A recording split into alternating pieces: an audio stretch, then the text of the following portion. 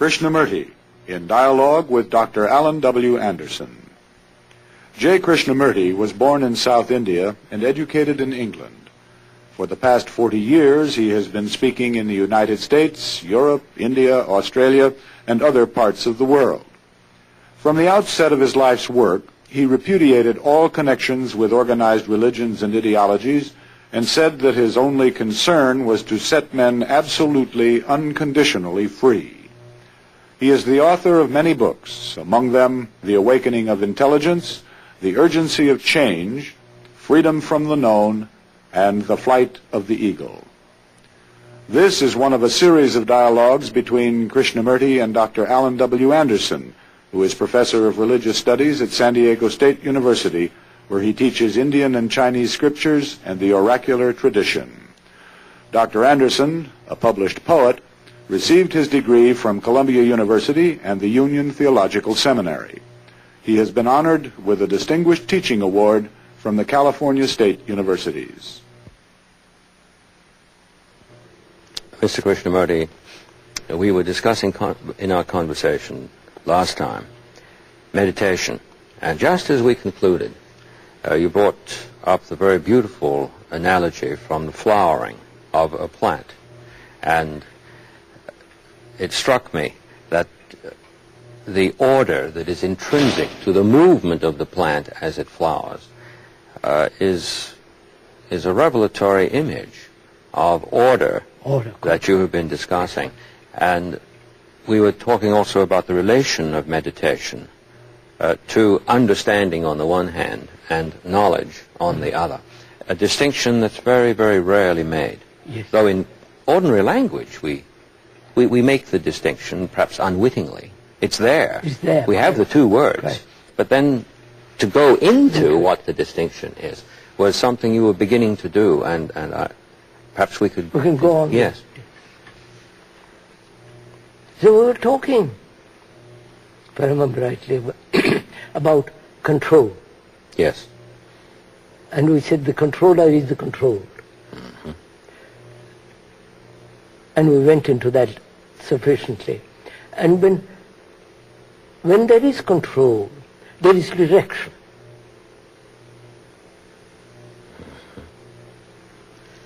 Direction implies will.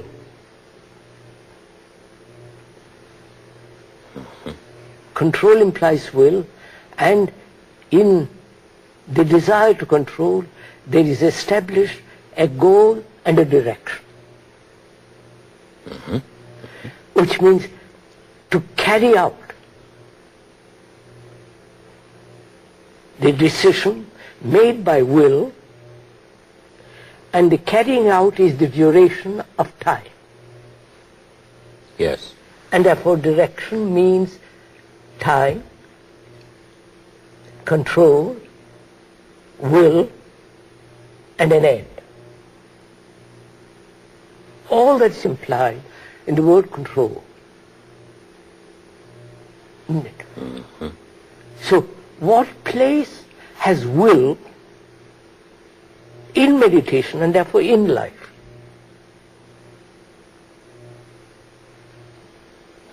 Yes, yes, yes. Or it has no place at all. That means there is no place for decision at all. Only seeing, doing. And that doesn't demand will, nor direction. Mm-hmm. When you follow... Yes, I do. Yes, I do. The beauty of this, how it works out. When the mind sees the futility of control, because it has understood the controller is the controlled, one fragment trying to dominate other fragments, and that the dominant fragment is a part of other fragments, mm-hmm. and therefore it is like going round in circles, never vicious circle, never getting out of it. So can there be a living without control? Just listen to this. without will, and without direction. There must be direction in the field of knowledge. Agreed. Otherwise, I couldn't get home, the place I live. I would lose the capacity to drive a car, ride a cycle, speak a language, do all the technological things necessary in life. Their direction, calculation, decision, in that field is necessary. Mm-hmm. Choice is necessary between this and that. Here, where there is choice, there is confusion. Because there is no perception. Where there is perception, there is no choice. Choice exists because the mind is confused between this and that. Mm-hmm.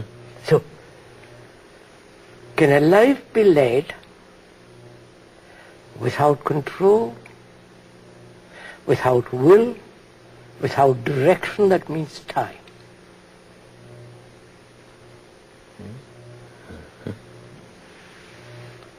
And that's meditation. Not just a question, an interesting, perhaps, a stimulating question, but when a question, however stimulating, has no meaning by itself. It has a meaning in living. I was thinking about ordinary language usage again, as you were speaking.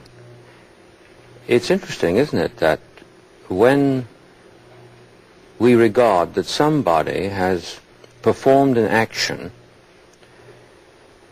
that we call willful, Of course. that this is an action that has been undertaken without understanding. Of course. So in the very distinction between will as a word and willful as an adjective, we have a hint of this distinction. Yes. But I'd like to ask you, if I could, about the relationship of will for the moment, even though we're talking about meditation. We did regard that knowledge in its own right does have a proper career. Of course. And we say that decision is referred to that, choice is referred to that, and therefore will is operative there. And a direction, everything. And a direction, and so on. So we are making a distinction here between will and its role in relation to the whole field of what we call loosely know-how. Know-how, knowledge. Yes. And the confusion that occurs when that activity, so necessary in its own right, is brought over That's right. into this. That's right. And then we can't do either of them, really. Then that's just... Can we? Therefore we become inefficient, Yes. personal. But you see, we don't think that. What we think is that we can be terribly efficient in knowledge and be what is called unspiritual. Yes. And be a success here and not be a success here. Whereas, if I understand you correctly, you don't fail in one or the other. You just fail, period. It's a total failure if this confusion is made. You simply can't operate even well here, no matter what it might look like in the short run. As long as you are not completely in order inside yourself. Right, exactly. Mm-hmm. So the very division that we make between inner and outer is itself a symptom of this terrible... thought which has divided the outer and the inner. Yes, yes. I hope you'll bear with me in going through that. Yes, that's because absolutely, you're quite right. I know in religious thought, my academic discipline, in religious thought, this confusion, well, the weight of it. I know. You feel oppressed. And as soon as you begin to make a comment of any kind about it, that is simply raising the question. The extreme rigidity and nervousness that occurs Quite. is dramatic. Yes, yes. You see, sir, so I'm asking, meditation covers the whole field of living, not one segment of it. Therefore, living a life without control,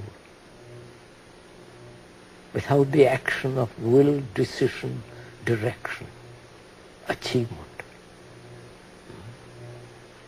Is that possible? If it is not possible, it is not meditation.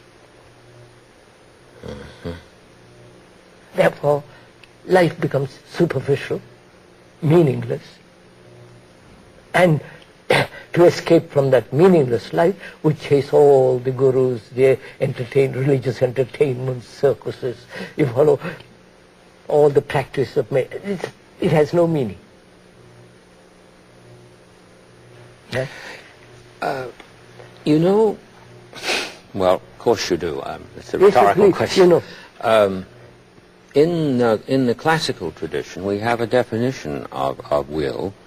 We say that it's desire made reasonable. Desire made reasonable. Now, of course, we've long since lost the idea of what the ancients meant against their contemplative background by the word reason. We think it means calculation. But of course, that's not what the classical tradition means when it says reasonable. It points rather to that order which isn't defined. And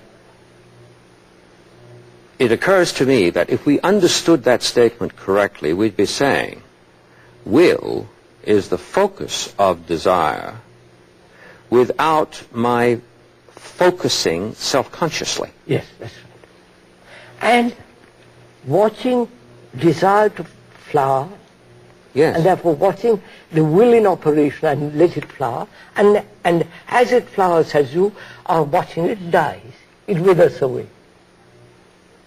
yes. After all, it's like a flower. You allow it to bloom, and it withers.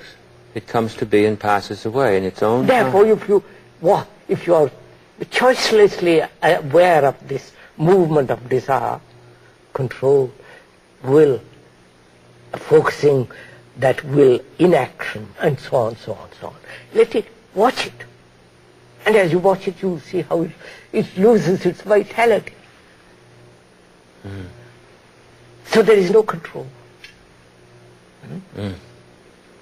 So from that arises the next question, which is, direction means space. Right? Yes, of course. It's very interesting. It is. What is space? Space which thought has created is one thing. Space that exists in heaven, in our, in the universe, space. There must be space for a mountain to exist. There must be space for a tree to grow. There must be space for a flower to bloom. So, what is space, and have we space?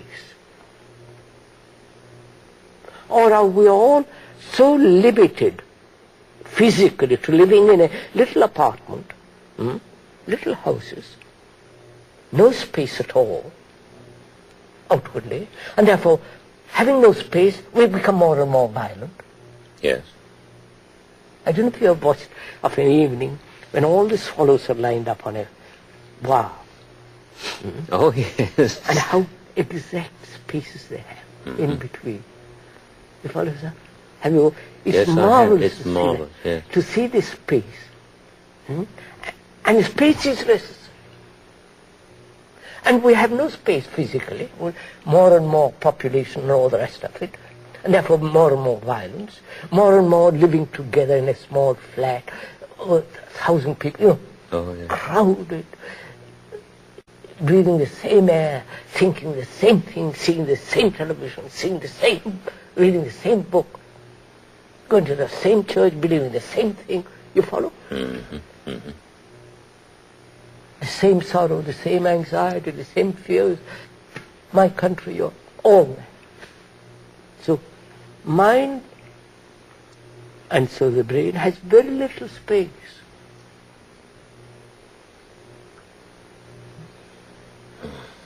And space is necessary. Otherwise, I stifle. So, can the mind have space? And there will be no space if there is a direction. Clearly, yes. You see, sir? Of course, of course. Yes, I do. Huh? Yes. There is no space if direction means time.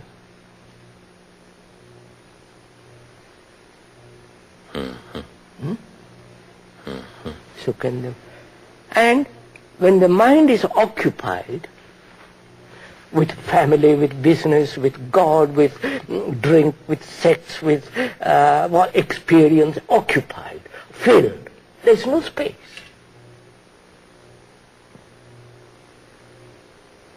That's right. Exactly. So, when knowledge occupies the whole field of thought, of the mind as thought, there is no space.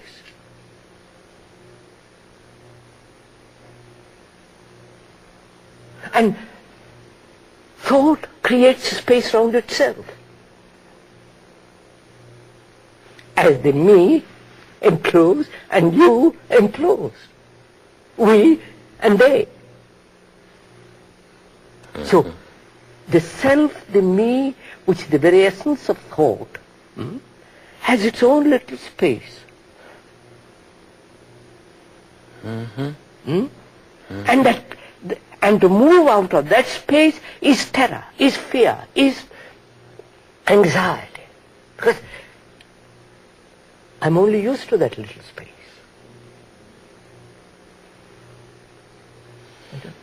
Yes, exactly. That brings us back to the earlier conversation we had when we touched the point of terror. Yes, that's right. Amazing. The not being, and the being is in the little space which thought has created.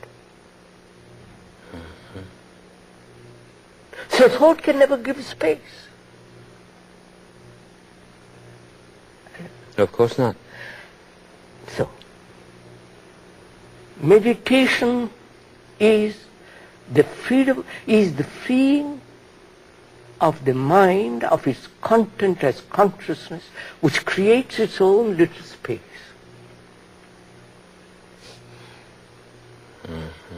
You follow, sir? Yes, I do. Huh? So, from that says, is that possible?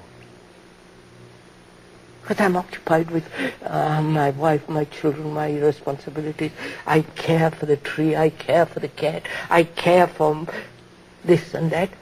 And I'm occupied.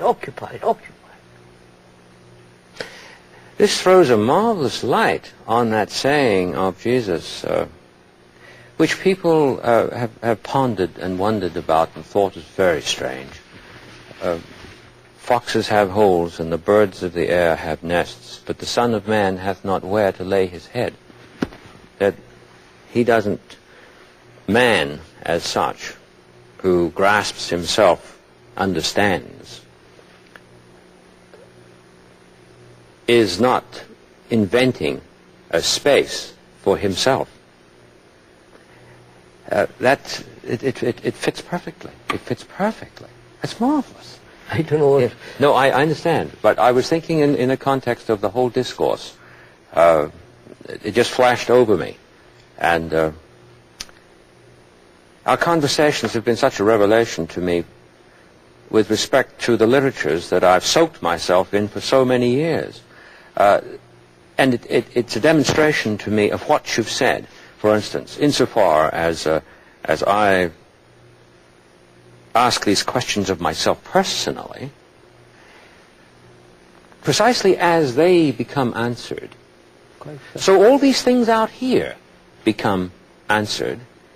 And what could be more empirically demonstrable to an individual that I am the world and the world is me than that? That's right. So all I'm doing is just giving a report of the journey without direction. That's how look. And the world is getting more and more overpopulated. Cities are going more and more, spreading, suburbs and so on. Man is getting less and less space. Therefore, driving out animals, killing before. Oh dear, yes. Killing the American Indians, killing the Indians in Brazil and so on. They are doing this, actually going on. Oh, yes. And having no space out there, outwardly, except on occasions I go often to the country and see oh my God, I wish I could live here. But I can't because I've got, so can there be space inwardly?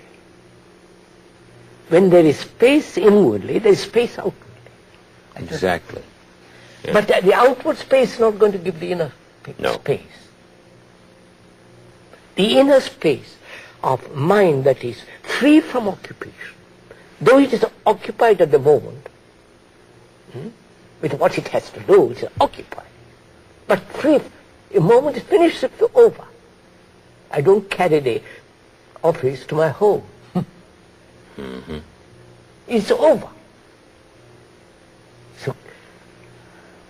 So space in the mind means the emptying of consciousness of all its content, and therefore the consciousness which thought as the me has created ends, and therefore there is space.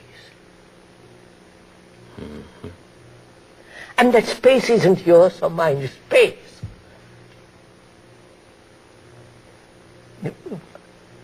Yes, I was thinking of the creation story in Genesis. The appearance of space occurs when the waters are separated from the waters, and we have the vault now over which the birds fly. And this space is called heaven. Isn't it? And in the context it is heaven. It is heaven. That's right. Yes, of course. But then we read that, you see, and we don't. Fortunately, I don't read any of those things. I don't. Goodness, so space, direction, time, will, choice, control. You understand, sir? Now, all that has importance in my living, in the daily living of my life, of every human being. If he doesn't know the meaning of meditation, he merely lives in that field of knowledge, and therefore that becomes a prison. Therefore, that being a prison, he says, I must escape through entertainment, through gods, through this and through that, through amusement. You know, that's what's actually taking place. The word vacation. Vacation, that's right. Says it all, yes, doesn't it? Yeah, absolutely. To vacate is to exit into space. Space. Yeah. But then we go from one hole to another. Another hole. Yeah. Now, if that is clearly established, perceived in myself, I see the thing operating in my daily life, then what takes place? Space means silence. If there is silence, if there is no silence, it's direction. It's the operation of will. I must do, I must not do, I must practice this, I must get this. If what? This should be, should not be, what has been, what should not be, I regret. All that operates. Therefore, space means silence inwardly. That's very deep. Very, very deep. Archetypally, we associate manifestation as over against latency with sound. Yes, sound. And what you said puts the whole thing into an astonishing perspective. Silence isn't the space between two noises. Silence isn't the cessation of noise. Silence isn't something that thought has created. it comes naturally, inevitably, as you open, as you observe, as you examine, as you investigate. So then the question arises, silence, without a movement, movement of direction, movement of thought, movement of time, or silence. Now, that silence, can that operate in my daily life?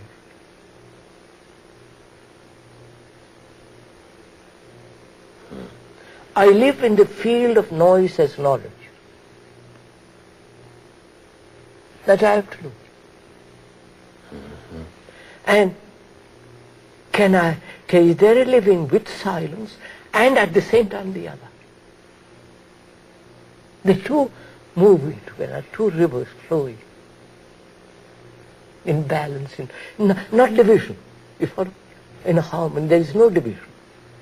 Is that possible? Because otherwise, if that's not possible, to be deeply honest, I can only live there, in the field of knowledge. I don't know if you... Oh yes, yes. So, for me it is possible. Therefore, I'm not saying out of vanity, or I say this in great humility. I say that is possible. It is so. Then what takes place? Then what is creation? Is creation something to be expressed in paint, in poem, in statue, in writing, in being about a baby? Is that creation? Does creation need, or must it be expressed? To us it must be expressed, to most people.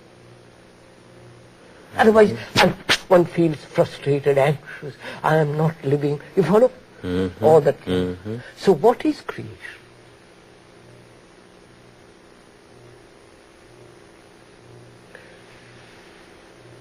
One can only answer that if one has really gone through all this. You understand, sir? Otherwise, creation becomes rather a cheap thing. Yes, it becomes, in terms of the word expressed, simply something pressed out. Pressed out, of course. That's all. At all. Yes. Just like the literary people, who some of them are everlastingly in battle in themselves with tension and all that, and out of that they write a book, become famous. Yes, the psychological theory that works about are based on neurosis. Yeah, that's it. Which means I'm driven. Yeah. So what is creation?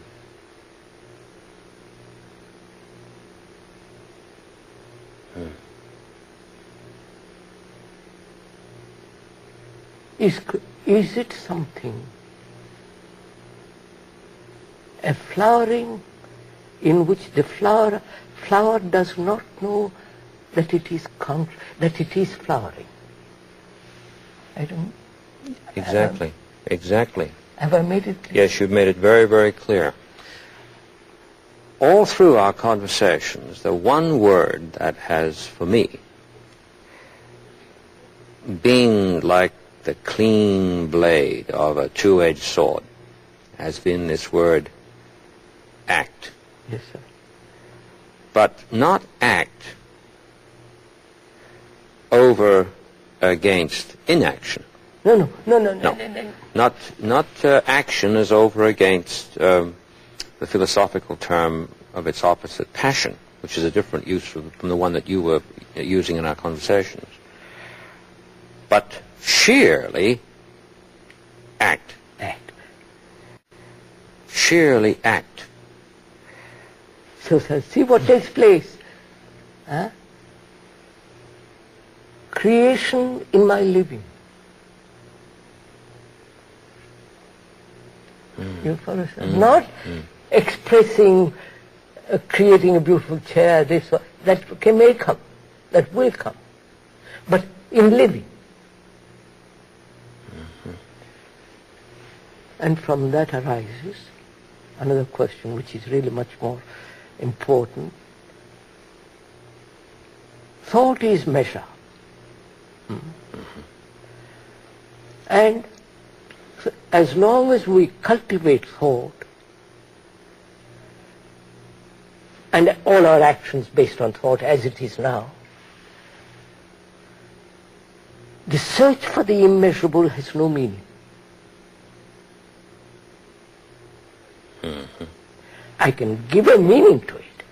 Say there is the immeasurable, there is the unnameable, there is the eternal. Don't let's talk about it. It is there. It has no meaning. That's just a supposition, a speculation, or the assertion of few who think they know. One has discarded all that. Therefore now, when the mind is utterly silent, what is the immeasurable? You follow? What is the everlasting? What is the eternal? Not in terms of God, and all these things man has invented. Actually to be that. I don't know. Mm-hmm. Now, silence in that deep sense of that word opens the door. Because you've got there all your energy. Not a thing is wasted. There is no dissipation of energy at all. Therefore, in that silence there is summation of energy. Precisely. Mm-hmm. Not stimulated energy, not self-projected energy, and so on. So that's all too childish. Because there is no conflict, no control, no reaching out or not reaching, searching, asking, questioning, demanding, waiting, praying, none of that. Therefore there is tremendous, all that energy which has been wasted is now gathered in that silence. Mm-hmm. That silence has become sacred. Because obviously, of course it has. it has not the sacred thing which thought has invented. No, not the sacred over against the profane. And all that kind of stuff. No, no. So, it is only such a sacred mind can see this, the most supreme sacred. The essence of all that is sacred, which is beauty. You follow? I do. So there it is. God isn't something that man has invented or created it out of his image and longing and failure. But when the mind itself becomes sacred, then it opens the door to something that is immeasurably sacred. That is religion. And that affects the daily living. The way I talk, the way I treat people, the conduct, behavior, all that. That is the religious life. If that doesn't exist, then every other mischief will exist. However clever, however intelligent, however all that. And meditation does not occur in the context of all this disorder. No. Absolutely not. But in its ongoingness, the way you have mentioned it, one is precisely in that where what your word religious is pointing to. That's the most profound religious way of living. See, sir, what takes place, another thing. See, as this thing is happening, because your energy is being gathered. Energy is being gathered, not your. Energy is being gathered. You have other kinds of powers. Extrasensory power. You can do miracles. It has happened all this to me. Exercise. and that kind of stuff, a healing, but they become totally irrelevant. Not that you don't love people. On the contrary, religion is the essence of it. But they're all secondary issues. And people get caught in the secondary issues. I mean, look what's happening. A man who really can heal, he becomes... people worship him. Little healing. Reminds me of a story you told me once. I think it was a year ago, when it was about the old man sitting on the banks of the river, and the young man came to him after the older man had sent him away to undertake whatever he needed to learn and all this, and he came back with a marvelous announcement that he could now walk on water. And you said that the older man looked at him and said, "What's all that about? So you can walk on water? And you've taken all these years to learn how to walk on water. Didn't you see the boat over there?" That's right. Of course. There's, you see, sir, that's very important. When there is this, religion is, as we said, is the gathering of all energy, which is attention. In that attention, many things happen. Some of them have this gift of healing, miracles. I've had it, and I know of which I'm speaking about. And religious man never touches it, you follow? He may say occasionally do this or that, but it isn't. It is a thing to be put away. Like a gift, like a talent is to be put away because it's a danger. exactly. But the more you are talented, the more me. I am important. I have this talent. Worship me. With that talent I get money, position, power. So this too is the most dangerous thing. So a mind that's religious is aware of all this. And lives a life in this space, in this marvelous space. Something occurred to me about our discussion earlier concerning energy, and your remark that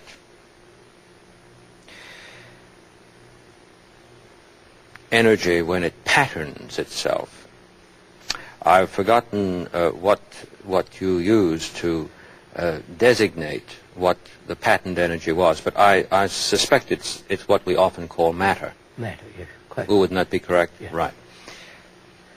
In terms of this pointing to act that you have mentioned, it throws a very, very different light on the character of patterned energy and draws our gaze away from the pattern and reminds us Quite. that the substance, or rather the substantive element, I don't want to use the word substance there for philosophical reasons, the substantive element that we point to is not the pattern but the energy. Energy, quite.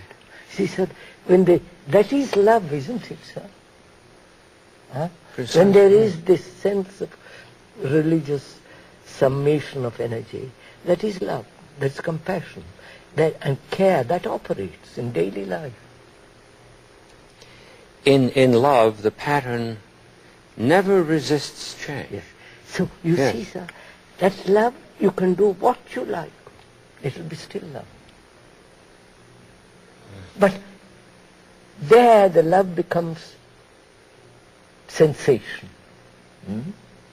You follow? Yes, In yes, field of on the whole knowledge, track yeah. of knowledge. Yes. And therefore there is no love there.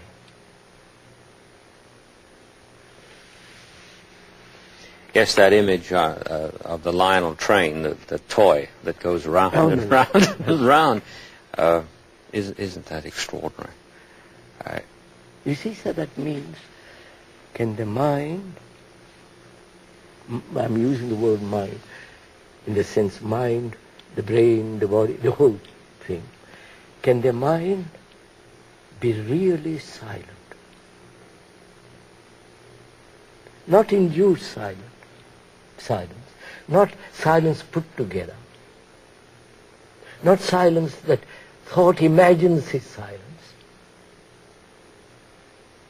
not the silence of a church or the temple.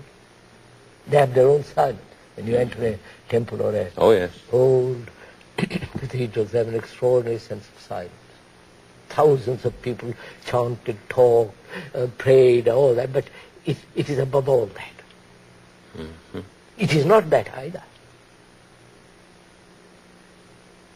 So this silence isn't contrived, and therefore it is real. It isn't I have brought about through practice a silence. No, it's not what you mentioned earlier, that space between two noises. Yes, that's right. Because that would become an interval.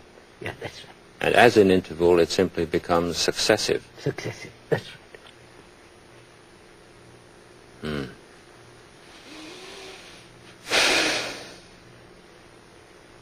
This is extraordinary in terms of the continuing return to question. It seems to me that it's only in the attitude of the question that there's any possibility for even intuiting from afar the possibility of the silence, since already the answer is a noise. So, sir, there's something very interesting. Does this come about through questioning? No, I didn't mean to suggest that questioning generates it. I meant that simply to take a step back from the enthrallment and enchantment with answers is in itself a necessary step. And that in itself has its own terror. Of course. But I'm asking, is silence, is this sense of immeasurable, does that come about by my questioning? No.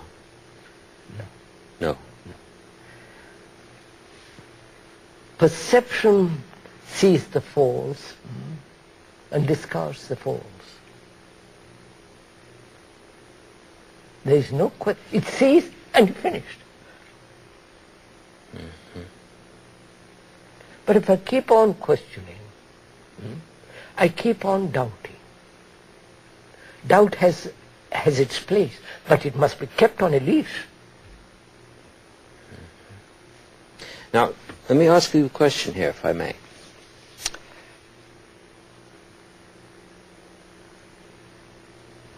The act of perceiving is, as you've said, the doing. There's absolutely no interval between one. Sir, I see danger to the act. And I act, exactly. Now, in this perceiving, the act is totally free. Yes, sir. And then every energy pattern is free to become change. Yes, quite. Yes, exactly. No more hoarding to itself. No regret. All that it's worked for all its life. Yeah. And amazingly, though, it seems to me there's, if I've understood you correctly, there's a corollary to this. Not only is the pattern free to be changed, but the energy is free to pattern itself. Or not to pattern. Or not to pattern. Yes. There it is. In the knowledge has to pattern. Of course. But here it can't pattern. Pattern for what? shift happens, becomes thought again. And therefore thought is divisive, thought is superficial. I don't know if I told you the other day, somebody was telling me, Professor Boehmril in fact, he was saying that in Eskimo language, thought means the outside. Very interesting. The outside. When you say go outside, the word is thought.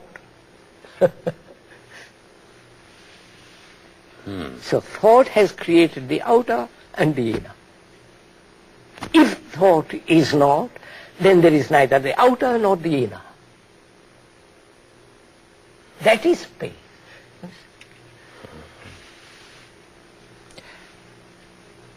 It isn't I've got inner space. No.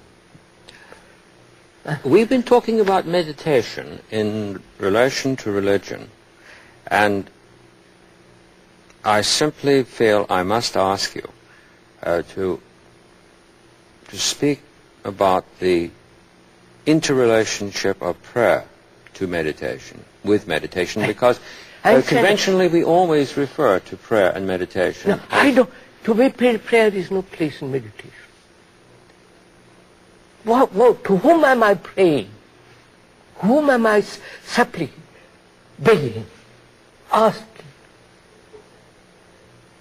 A prayer as petition has no place in it. Is there any is there any use of the word prayer that would be consonant with what we've been talking about? No, if there is no petition, you understand, deeply, inwardly, there is no petition. No grabbing, grasping. Because the grabber is the grabbed. Exactly. If there is no petition, what takes place?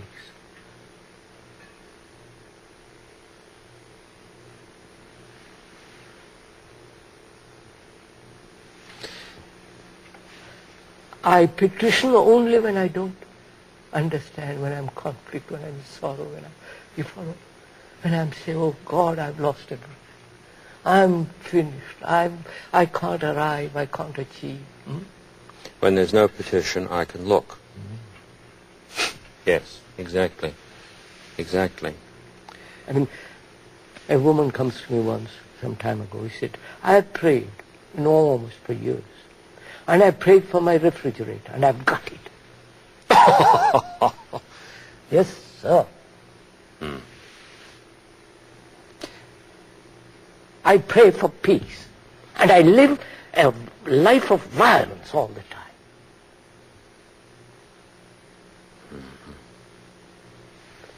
I say, I pray for my country. And I've divided the country, opposed to another country. And I pray for my country. It becomes so child. In conventional prayers, there is usually both petition and praise. Both are there. Praising and receiving. And of course, you must know in Sanskrit, it always begins some parts of it praising, and then begging. And yeah. There's a marvelous chant which is asking protection of the gods. Protection. And this is, may you protect my steps. Yes, yes. Praising God, then saying, please protect my steps. So, if there is no petition, because the petitioner is the petitioned, the beggar is the begged, is the receiver, then what takes place in the mind? No asking. Immense quietude. Immense quietude. The proper sense of whatever the word tranquility points to. Right. That is real peace.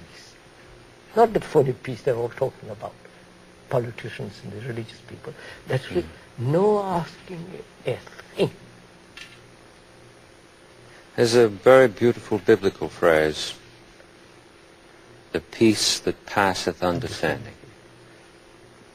I've heard that phrase when I was a small boy.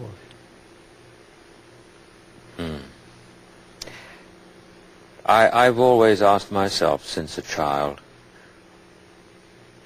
how it's the case that there's so much talk about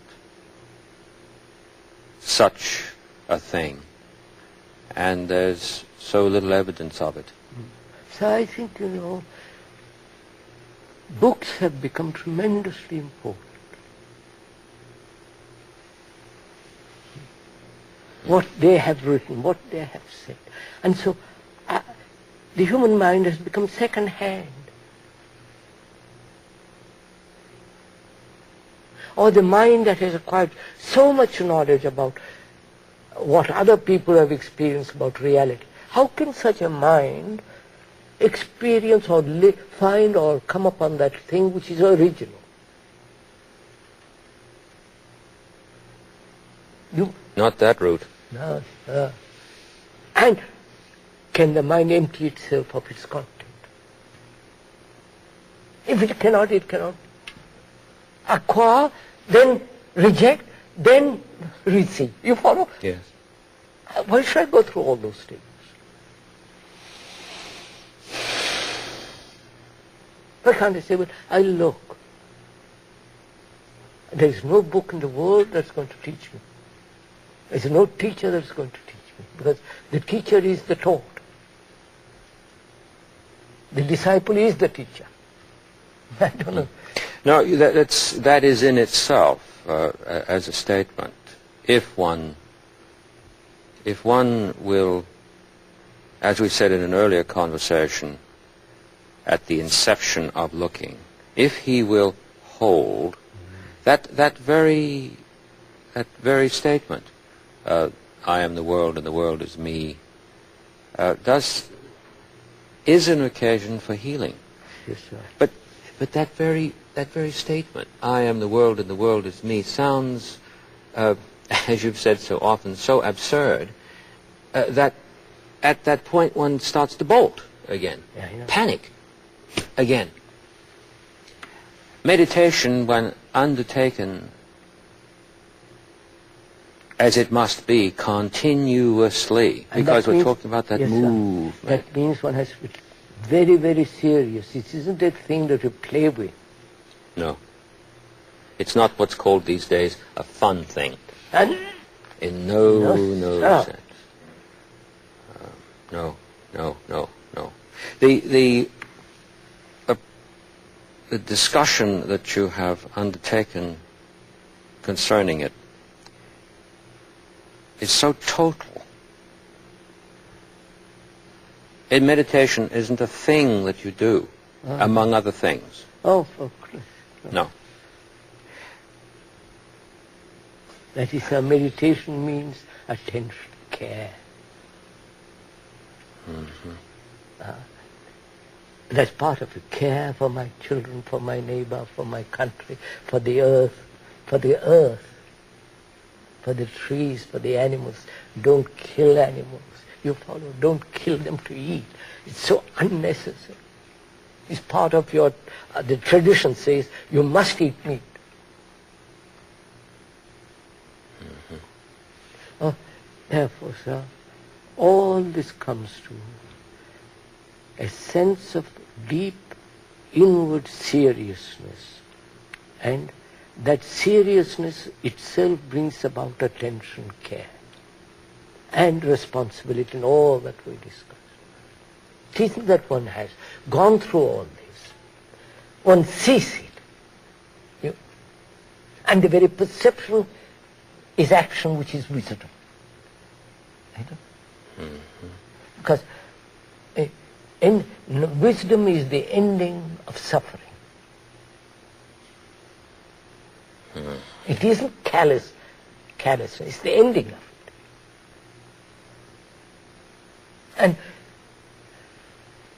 the ending of it means the observation the seeing of suffering, not to go beyond it, refuse it, rationalize it or run away from it, just to see, live it, let it flower. And as you're choicelessly aware of this flowering, it comes naturally to wither away. I don't have to do something about it. Marvelous, marvelous how energy can be free to pattern itself or not pattern itself. The pattern is free to be energized, or the whole thing is simply all round. Yes, it covers the whole of man's endeavor, his thoughts, his anxiety, everything it covers. So in our conversations all through, we have reached a point of consummation here, Yes. where The whole- it is round.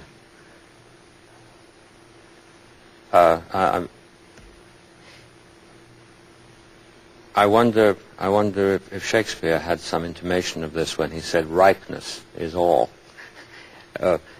He must have been thinking of that not simply as setting a term And to the also, career sir, of a fruit. Time comes to an end. Time stops. In silence, time stops. In silence, time stops. Good. Immensely beautiful. I must express to you my gratitude from the bottom of my heart. I hope you will let me, because throughout the whole career of our discussions, I have been undergoing a transformation. Right. Because you are willing enough to listen, good enough to listen. Most people are not, they won't listen. You took the time, the trouble, the care to listen. I've already seen, in my relation to my classes, in the activity my students and I share, the beginning of a flower. Flowering, quite right. The beginning of a flowering. Right. Thank you so much again. No. Thank you. Thank you.